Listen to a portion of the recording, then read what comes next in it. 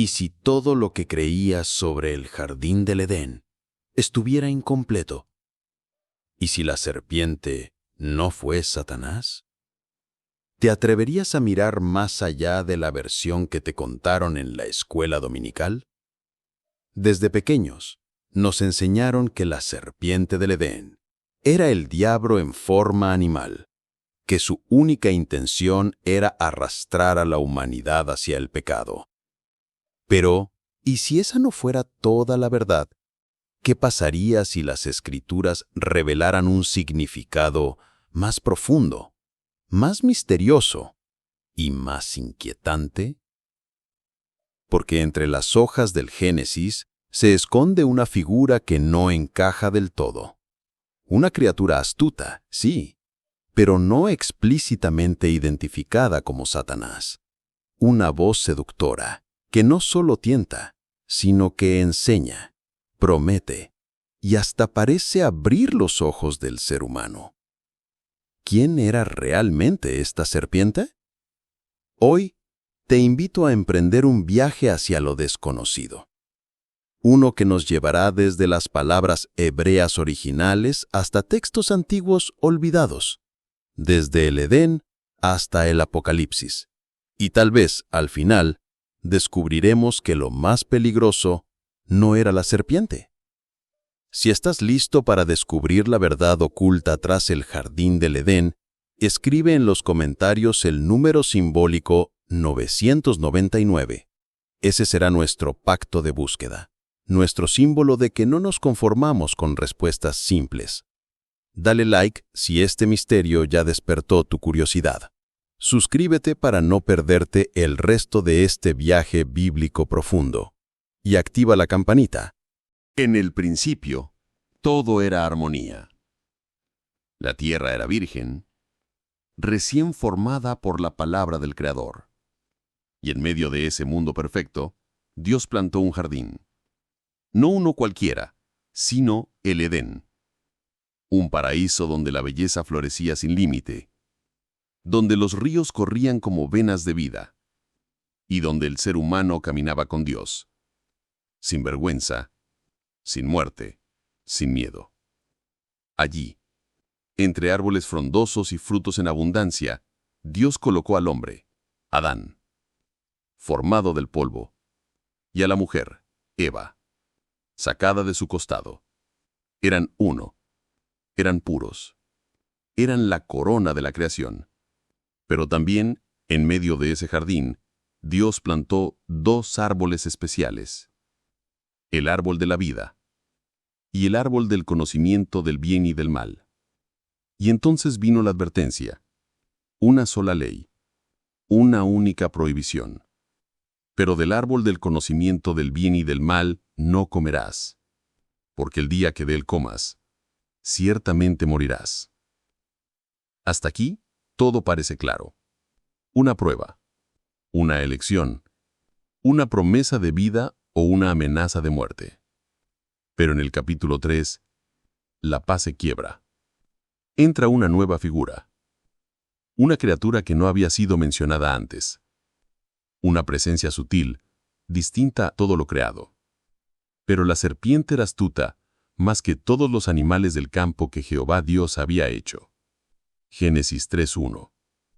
Y con una sola pregunta, la serpiente encendió la chispa. ¿Con qué Dios os ha dicho: ¿no comáis de ningún árbol del huerto? Eva responde: hay diálogo, hay razonamiento. Y luego viene la promesa que lo cambia todo: no moriréis, sino que sabe Dios que el día que comáis de él, serán abiertos vuestros ojos, y seréis como Dios, conociendo el bien y el mal. Eva toma el fruto, lo come. Adán también. Y en ese instante, la inocencia muere. Entonces fueron abiertos los ojos de ambos, y conocieron que estaban desnudos. Génesis 3:7. Lo demás ya lo conoces. La vergüenza, el escondite, la maldición, la expulsión del paraíso, el fin de la comunión perfecta con Dios. Una historia que ha sido contada por siglos. Una una narrativa que ha definido el origen del pecado humano.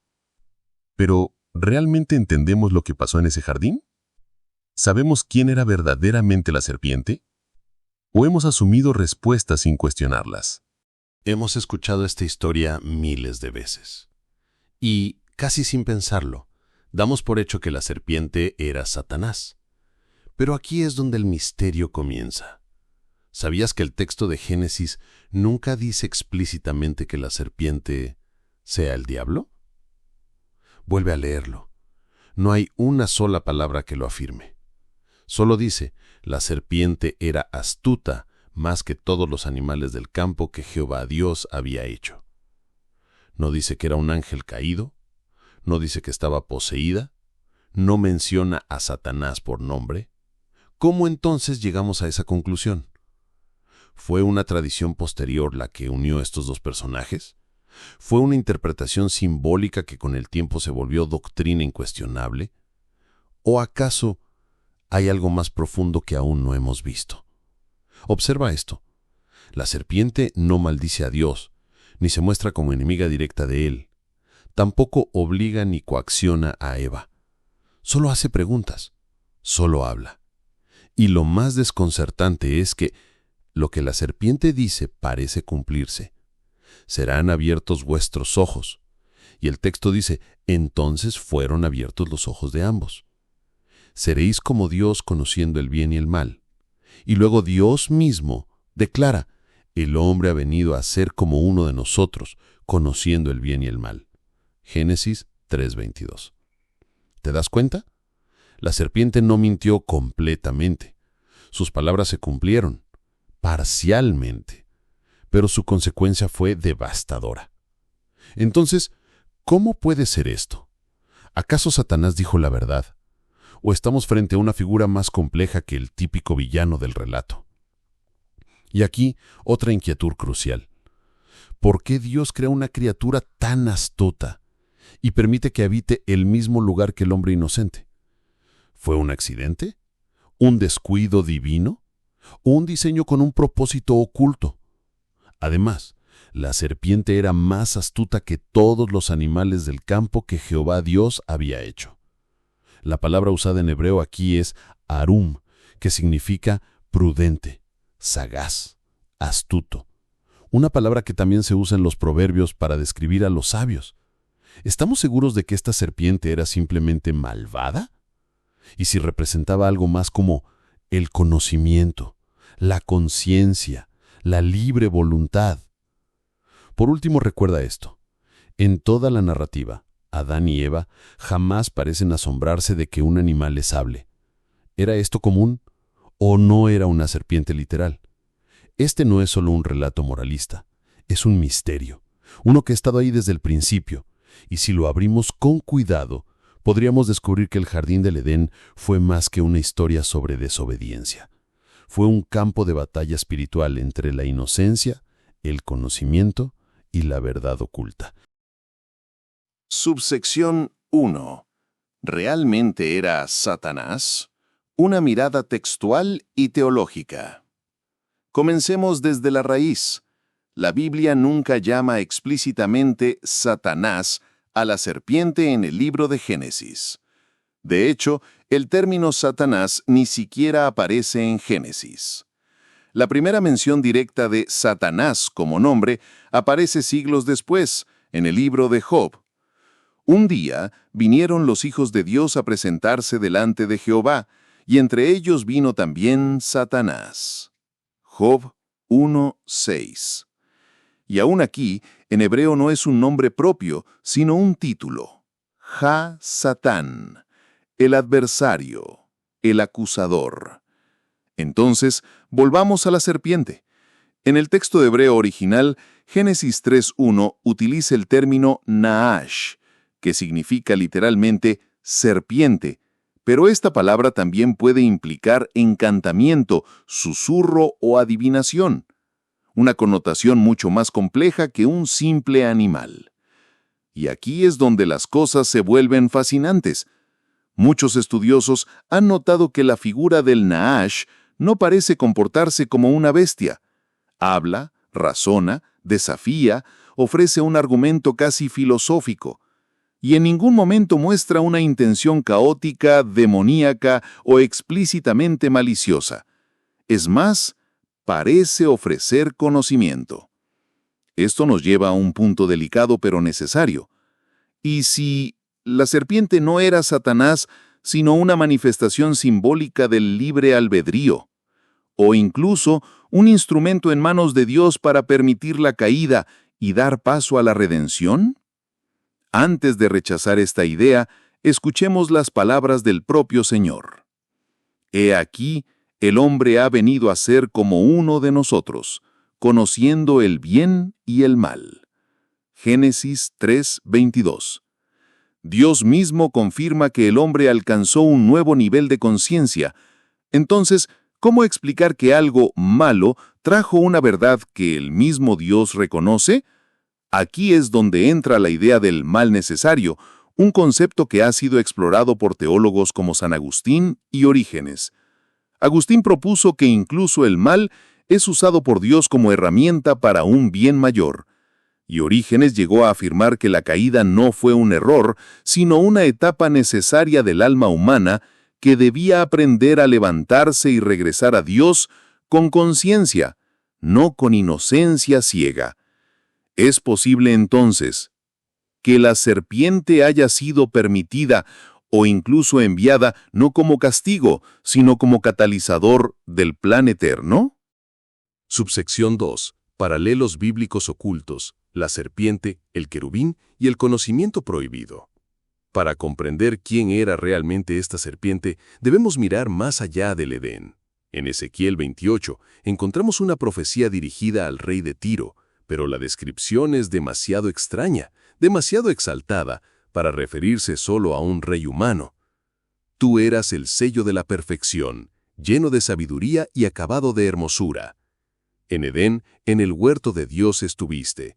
Perfecto eras en todos tus caminos desde el día que fuiste creado hasta que se halló en ti maldad. Ezequiel 28, 12 al 15. Este texto ha sido interpretado durante siglos como una referencia velada a Lucifer, un querubín glorioso que cayó por orgullo. Pero nota esto, también estuvo en Edén, también tuvo sabiduría, belleza y terminó torciendo su camino.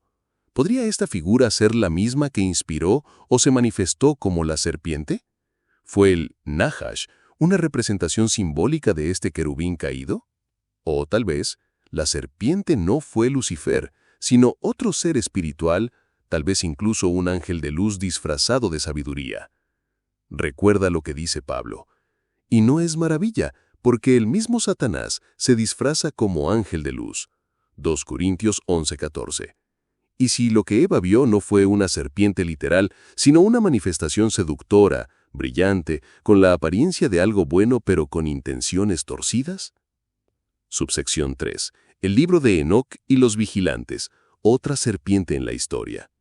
Los textos apócrifos también aportan claves inquietantes. El libro de Enoc, un texto judío antiguo no incluido en el canon bíblico, pero muy influyente, habla de seres celestiales conocidos como los vigilantes, ángeles que descendieron a la tierra, enseñaron a los humanos conocimientos secretos y corrompieron su camino. Entre esos conocimientos estaban la metalurgia, los cosméticos y la conjuración de espíritus. Enoc 8:1 dice: Y Asael enseñó a los hombres a fabricar espadas, cuchillos, escudos y corazas, y a las mujeres a embellecer sus rostros y a usar piedras preciosas. El conocimiento fue impartido, pero ese conocimiento trajo destrucción. ¿Notas el patrón? Un ser celestial da sabiduría prohibida. El hombre la acepta, y el resultado es la caída. ¿No es esta otra versión del Edén? ¿Y si la serpiente era uno de estos vigilantes? Un ángel, no necesariamente malvado por naturaleza, pero que quebró la voluntad de Dios al compartir lo que estaba prohibido. Esto nos obliga a reconsiderar. La caída no fue simplemente una historia moralista sobre desobedecer, fue un acto de transferencia de poder, un salto de conciencia, un momento donde el ser humano dejó de ser niño para ser libre. Pero esa libertad costó caro. Subsección 4. Análisis lingüístico. ¿Qué revela el hebreo original? Cuando volvemos al texto original en hebreo, la historia adquiere otra dimensión.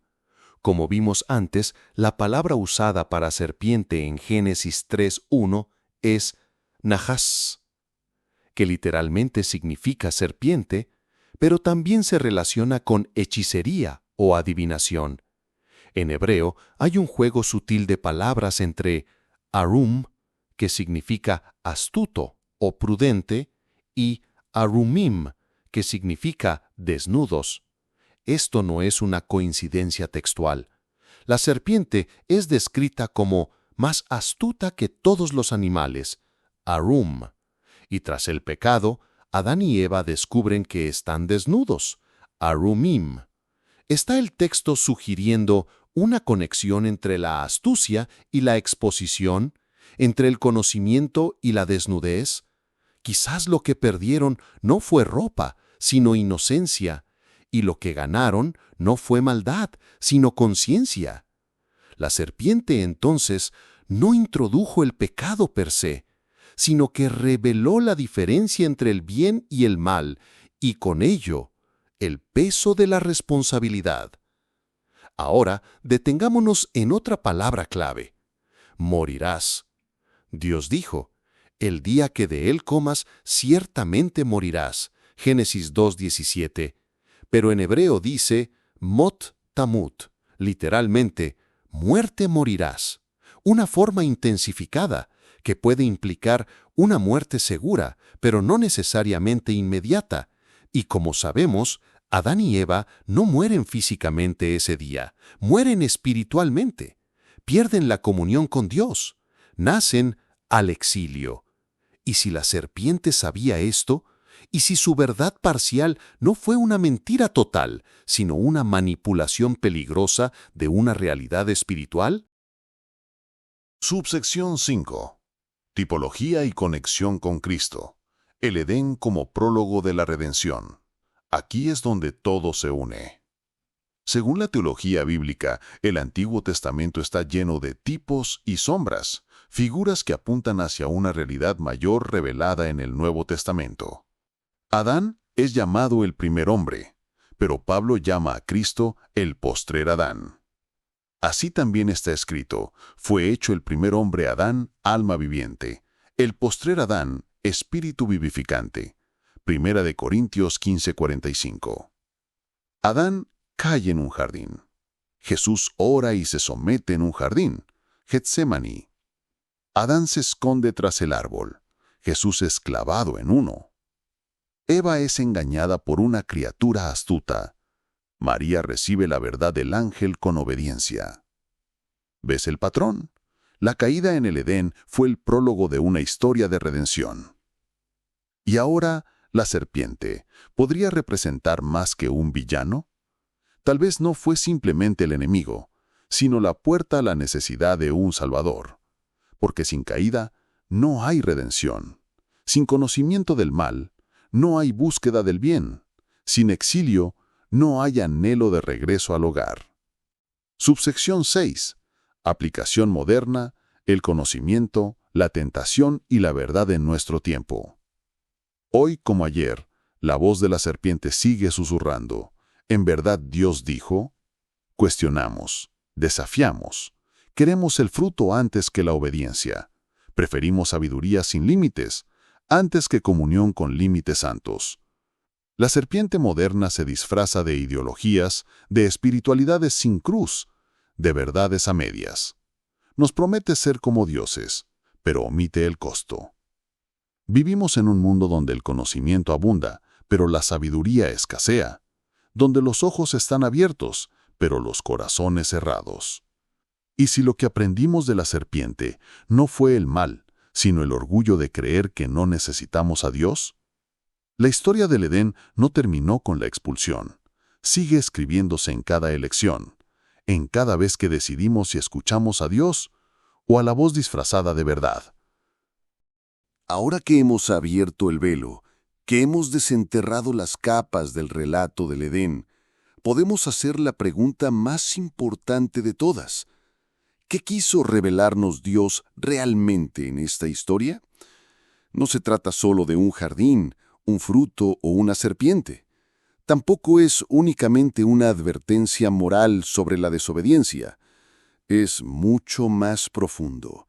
Es una historia del alma humana. Es una alegoría viva del eterno conflicto entre dependencia y orgullo, entre inocencia y conocimiento, entre obedecer por fe y querer ser como Dios, pero sin Dios. Y aquí es donde entra el clímax divino. El primer hombre, Adán, fue hecho alma viviente. El postrer Adán, espíritu vivificante. 1 Corintios 15:45. Cristo es presentado en el Nuevo Testamento como el nuevo Adán, mientras que el primer Adán cayó en un jardín por un árbol. El segundo Adán venció en un jardín y se ofreció en un madero. Donde el primer Adán buscó exaltarse, Cristo se humilló hasta la muerte. Donde Eva cedió ante la voz de la serpiente, María dijo sí al ángel y trajo al mundo al Salvador.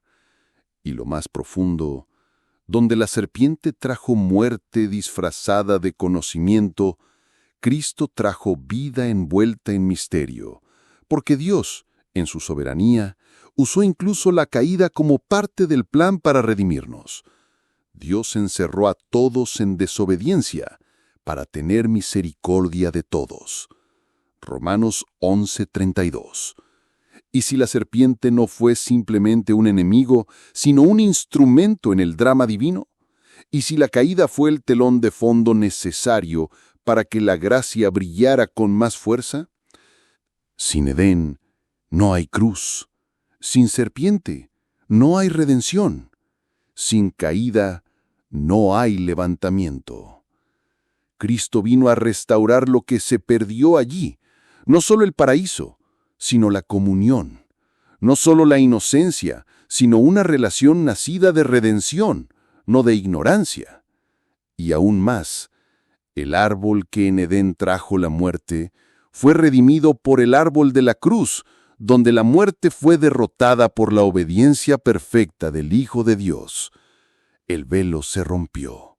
La espada que cerraba el jardín fue apartada, y ahora, en Cristo, se abre el camino de regreso a la vida. Al que venciere, le daré de comer del árbol de la vida, el cual está en medio del paraíso de Dios. Apocalipsis 2:7. El Edén no está perdido para siempre. Está esperando, al otro lado de la cruz. Ahora que hemos recorrido este camino, ahora que hemos abierto las Escrituras con reverencia y ojos nuevos, tenemos que hacernos una última pregunta. ¿Qué hacemos con esta verdad?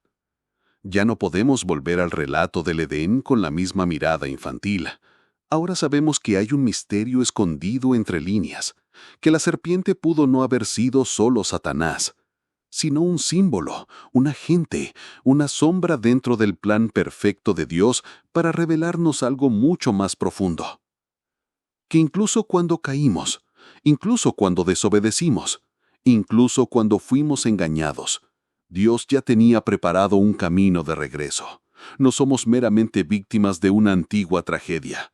Somos participantes de un drama eterno, en el que cada alma debe decidir, ¿seguiré buscando la sabiduría por mi cuenta o confiaré en el árbol de la vida que es Cristo? ¿Repetiré la voz de la serpiente, ¿serás como Dios? ¿O me rendiré al único que es Dios y dio su vida por mí? Ahora te hablo a ti que has llegado hasta aquí. Si este mensaje tocó algo en tu interior, si despertó preguntas, si removió algo que dormía en tu espíritu, te invito a suscribirte porque este canal no es solo entretenimiento. Es un llamado, una invitación a descubrir los misterios ocultos de la Biblia, esos que el mundo olvidó pero que aún susurran desde las páginas sagradas. Dale like, comparte este video con alguien que esté listo para mirar más allá del relato. Y en los comentarios dime, ¿crees que la serpiente era Satanás? ¿O había algo más escondido en esa figura antigua? En el próximo video iremos aún más profundo.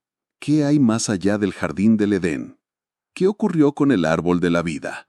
¿Y por qué el Apocalipsis dice que volverá a aparecer? Suscríbete para no perderlo, porque la Biblia aún no ha terminado de hablar.